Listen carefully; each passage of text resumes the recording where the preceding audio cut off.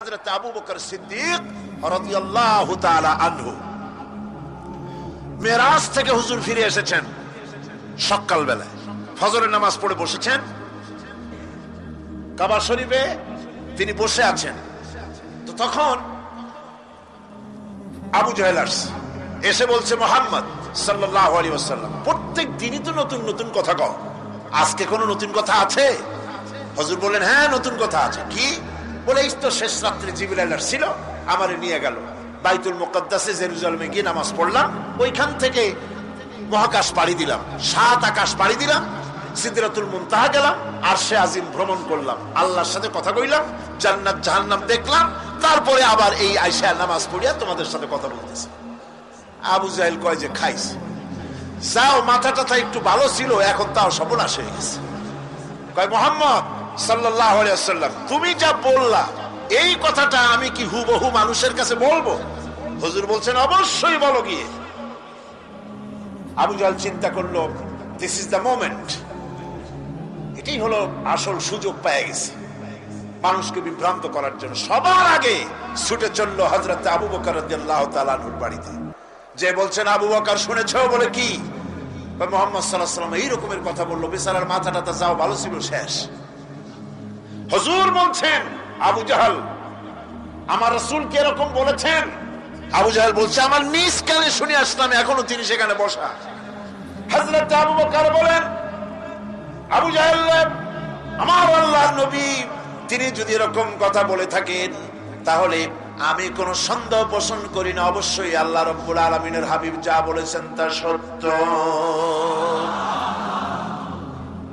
হযরত আবু বকর রাদিয়াল্লাহু তাআলা আনহু মসজিদে হারামে আসলেন, হুজুরকে জিজ্ঞেস করলেন, হুজুর আবু জাহেল আমাকে এই সব কথা বললো, এগুলি কি ঠিক? হুজুর বললেন, হ্যাঁ। তিনি ঘটনা বয়ান করলেন। হযরত আবু বকর বললেন, হে রাসূল, আপনি যা বলেছেন সত্য বলেছেন, আপনার মেরাজ ঠিক হয়েছে, সঠিক হয়েছে, সন্দেহ নাই। হুজুর বলেন, আবু বকর তুমি তো শুধু আবু বকর নাও, তুমি সিদ্দিক। সত্যকে যারা অকুণ্ঠ চিত্তে দ্বিধাহীন ভাবে যারা সত্যের সামনে মাথা নত করেছে, গ্রহণ করে নিয়েছে, দ্বিমত পোষণ করে নাই, কোন রকমের দুষ্ট বুদ্ধির আশ্রয় গ্রহণ করেনি, উল্টা পাল্টা করেনি, এই সমস্ত মানুষেরই হলো সিদ্দিক। আর এদের দলকে সিদ্দিকিন বলা হয়। তাহলে নবীয়িন, সিদ্দিকিন, এনারা হচ্ছেন নেয়ামত প্রাপ্ত। আমাদের প্রিয় নবীর ছোঁয়ায় তৎকালীন সমাজের মানুষগুলো সোনার মানুষে পরিণত হতে শুরু করলো। রাসূলুল্লাহ সাল্লাল্লাহু আলাইহি ওয়াসাল্লামের সাথী সাহাবীরা হয়ে উঠলেন এক একজন আদর্শ মানুষ। হেরা পাহাড় থেকে নেমে এলেন সরওয়ারে দো আলম সাল্লাল্লাহু আলাইহি ওয়াসাল্লাম, হাতে নিয়ে আসলেন একটা পরশ পাথর, কিমিয়া।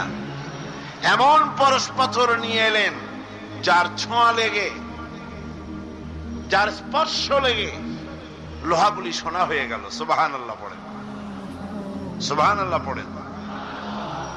পরশ পাথরের খাসিয়ত হচ্ছে, পরশ পাথর যদি লোহায় লাগে, লোহা কি হয়ে যায়? স্বর্ণ হয়ে যায়।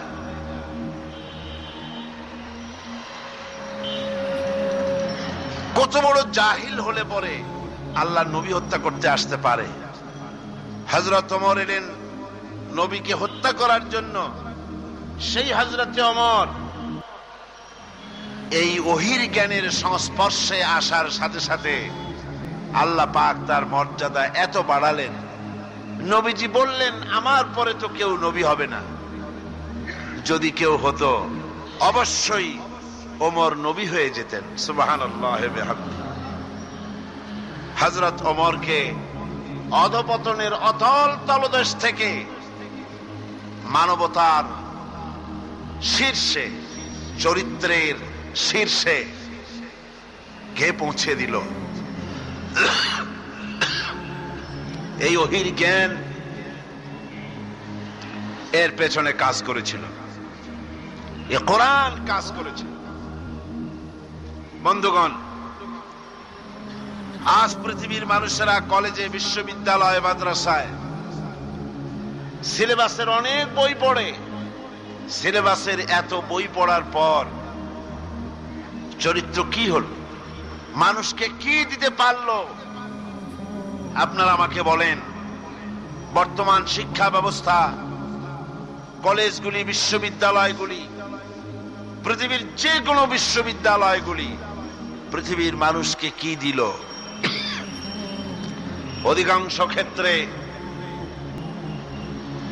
জনগণকে উপহার দিয়েছে সন্ত্রাস,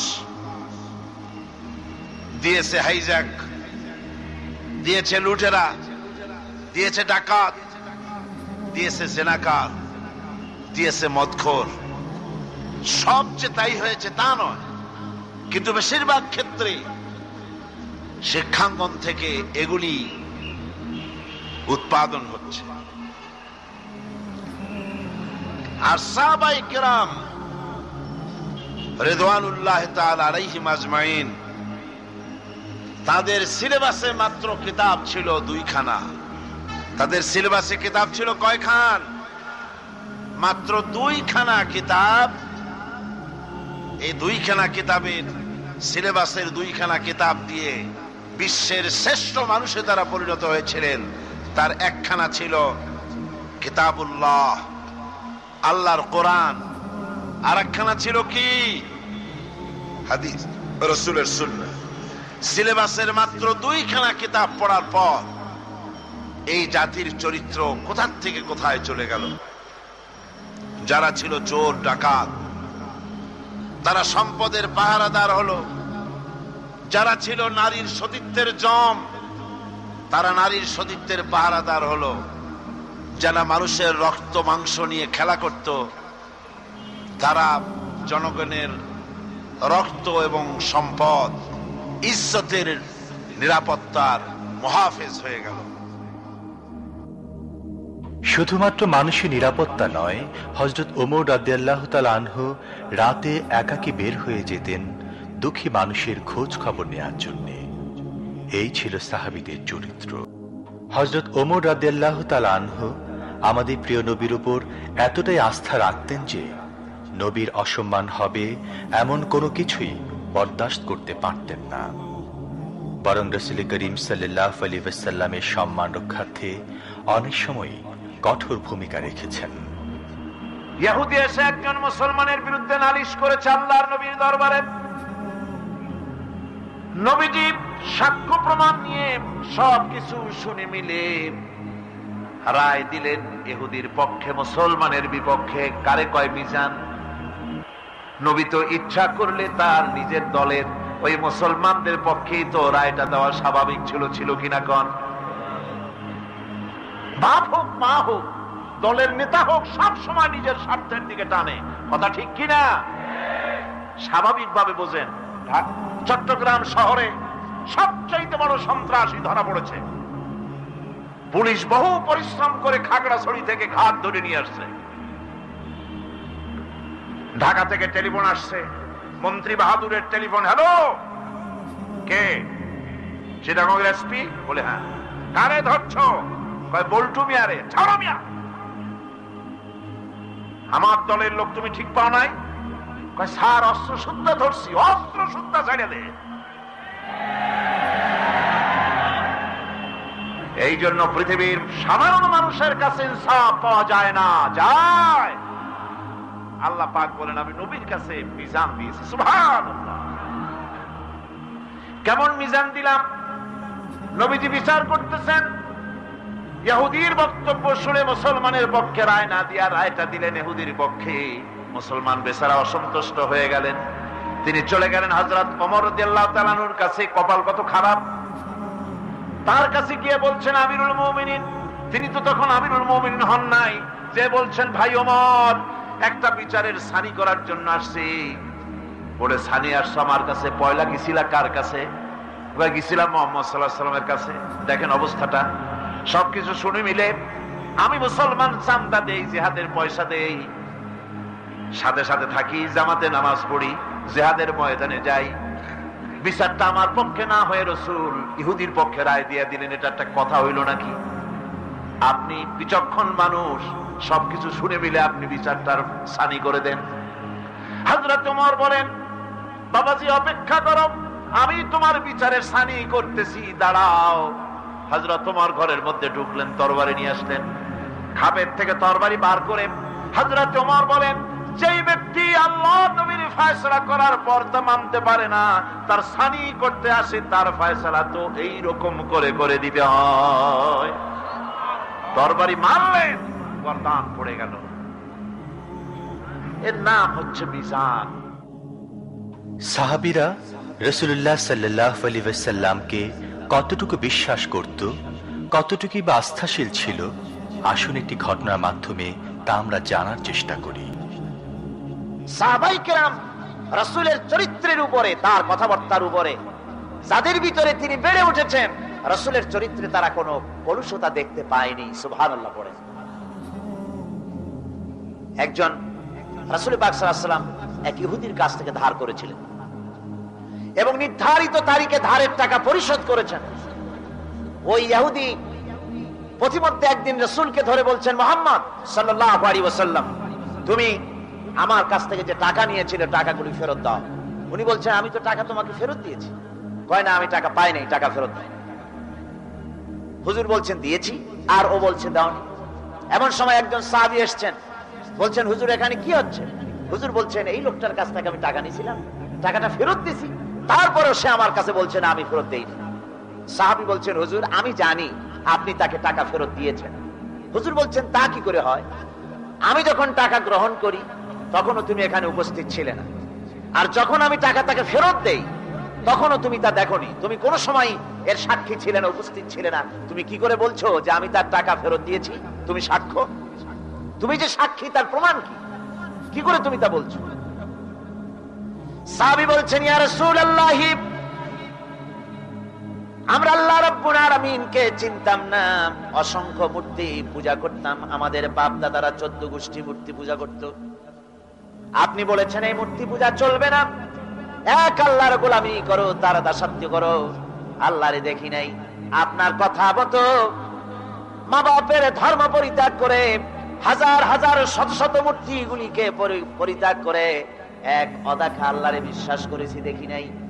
আপনি বলেছেন ফেরেশতা আছে, দেখি নাই, বিশ্বাস করেছি। আপনি বলেছেন জাহান্নাম আছে, বেহেশত আছে, দেখি নাই, বিশ্বাস করেছি। আপনি বলেছেন এ দুনিয়া এই জীবন জীবন নয়, আর একটা জীবন আছে, ওখানে আমাদেরকে উপস্থিত হতে হবে, জবাবদিহি করতে হবে আল্লাহর দরবারে। দেখি নাই, সাক্ষী পাই নাই, তবুও আপনার কথা মতো বিশ্বাস করেছি। হে আল্লাহর নবী, কোন সাক্ষ্য প্রমাণ ছাড়া শুধুমাত্র আপনার কথা মতো যদি এতগুলি বড় বড় কথা বিশ্বাস করতে পেরে থাকি, তাহলে ইহুদির এই মাত্র কয়েকটা টাকা ফেরত দিয়েছেন এ কথা কেন বিশ্বাস করব না? অবশ্যই ফেরত দিয়েছেন, কোনো সন্দেহ না।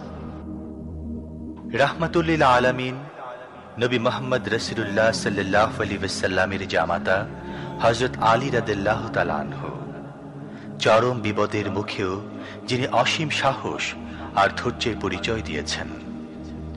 হিজরতের ঘটনায় যা আমরা দেখতে পাই, গভীর রজনীতে আল্লাহর নবী ঘুমিয়ে আছেন। গভীর রাত্রে মক্কা শরীফে হযরতে জিবরাইল এসে বলেন, আসসালামু আলাইকা ইয়া রাসূলুল্লাহ, ইন্নাল্লাহা ইয়াকরাউকাস সালাম। হুজুর, আল্লাহ আপনাকে সালাম বলেছেন। আর আমি দেখে এলাম আপনার ঘরের চতুর্দিকে কাফেরেরা তরবারি নিয়ে দাঁড়ানো। মেহেরবানি করে আপনি ঘুমের থেকে জেগে হিজরত করে মদিনায় চলে যান। নবীজি ঘুমের থেকে জাগলেন, হযরত আলীকে ডেকে বলেন, আলী রে, আমার বিছানার উপরে আরাম করে ঘুমায় থাকো, শুয়ে থাকো, আল্লাহর অর্ডার হয়েছে, আমি মদিনার দিকে চললাম। আমার ভাইরা, হযরত শেরে খোদা আলী রাসূলের দিকে তাকিয়ে বলেন, ইয়া রাসূলুল্লাহি, আপনার বিছানায় আপনার চাদর, আপনার কম্বলখানা গায়ে দিয়ে আমি শুয়ে থাকবো। সকালবেলায় কাফিরি বেঈমানেরা এই ঘরের মধ্যে ঢুকে আপনার বিছানায় আপনার চাদর মুড়ি দিয়ে আমি আলীকে তারা মুহাম্মদ মনে করবে, আর আমাকে মুহাম্মদ মনে করে তাদের তরবারি দিয়ে তারা আমাকে টুকরা টুকরা করে জমিন থেকে বিদায় করে দেবে। আমি আলীর দিলের মধ্যে কোনো দুঃখ কষ্ট থাকবে না, বরং আমার মনের মধ্যে এটাই তৃপ্তি হবে যে আমি আলীর জীবনের বিনিময়ে আল্লাহর নবী দুনিয়ায় বেঁচে আছেন। ভাইরা আমার, নবীজি ঘরের থেকে বেরোলেন।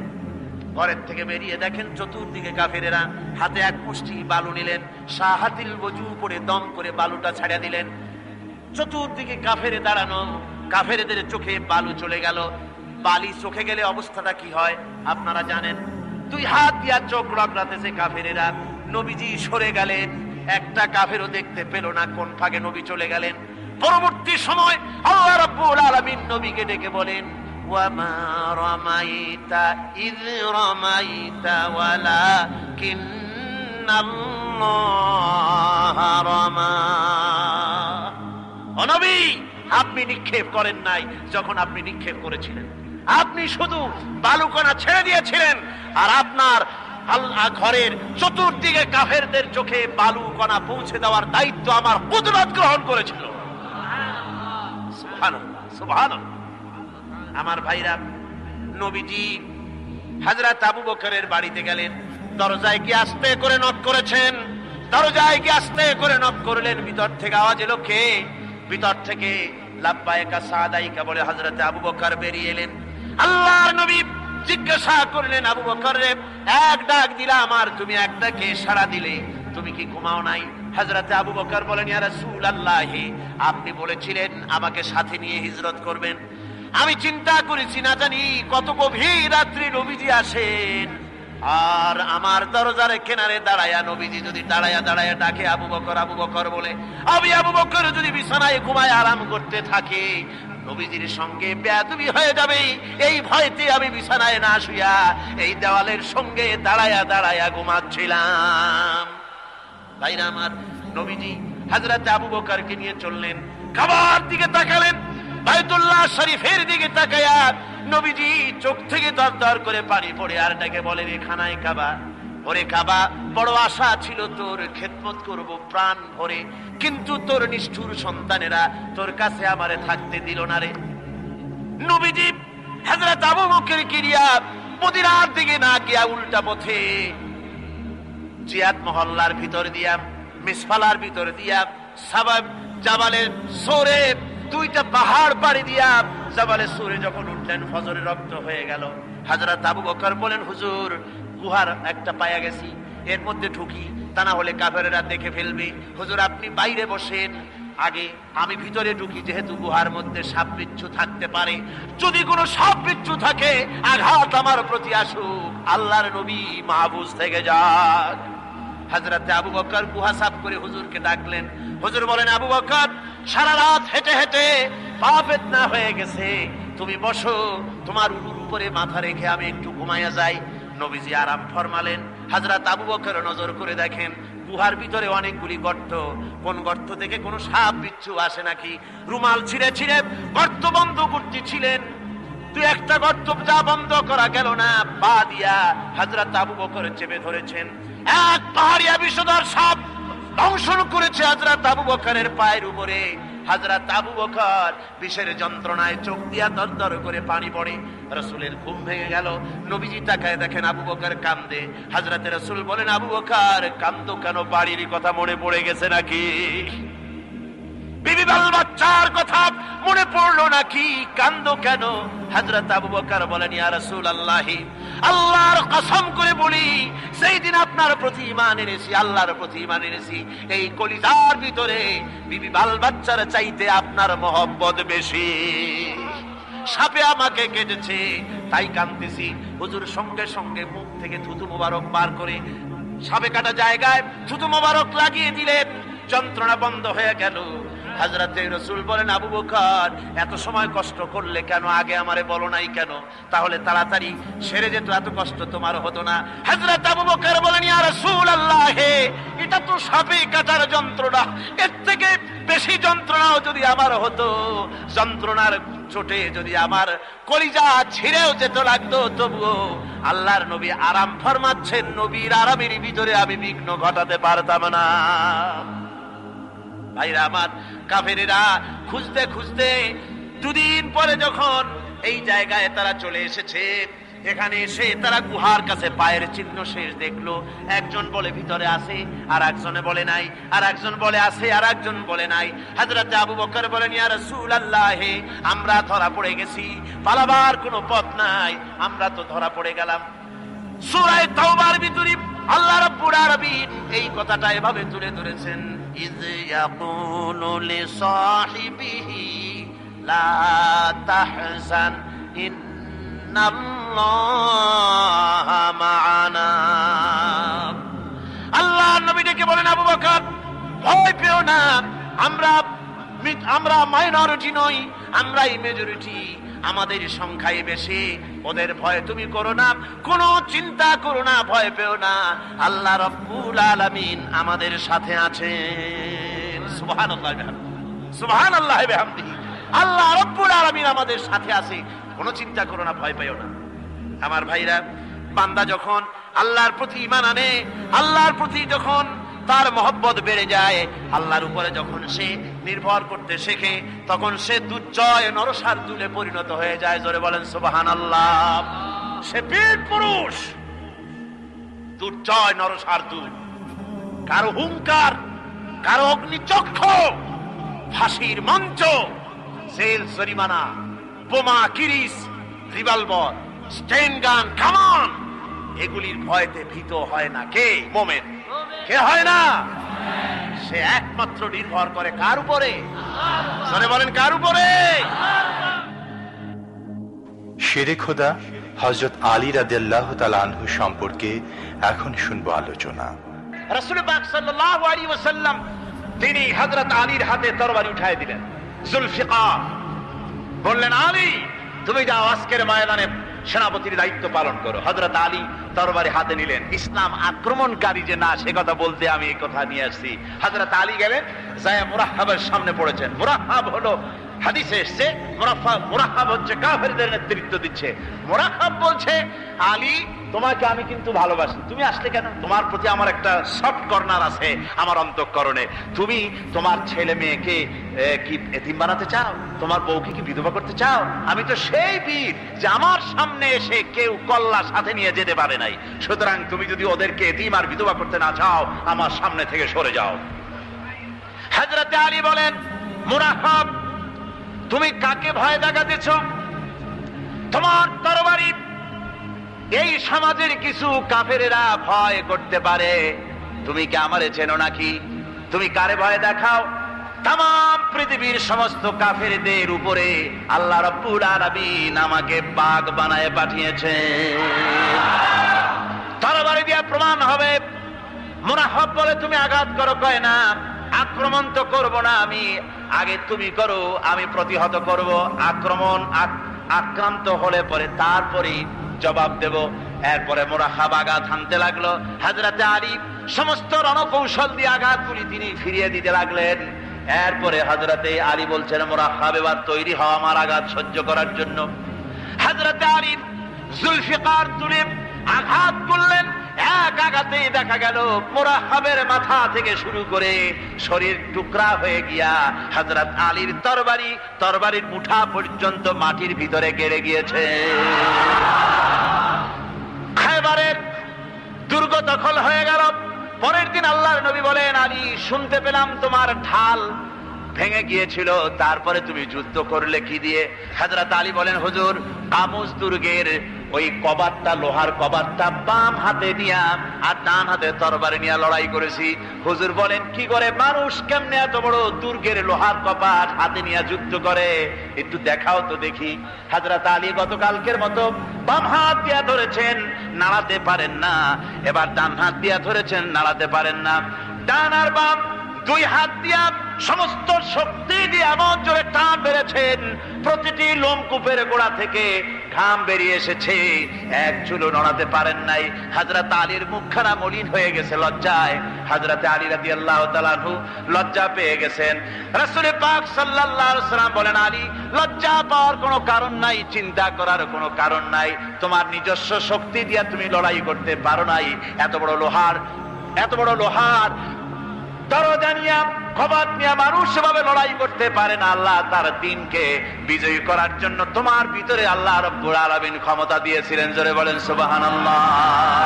আল্লাহ রাব্বুল আলামিন এই জিহাদের ময়দানে যখন মানুষ আসে, আল্লাহ তাদের উপরে মদদ দান করেন।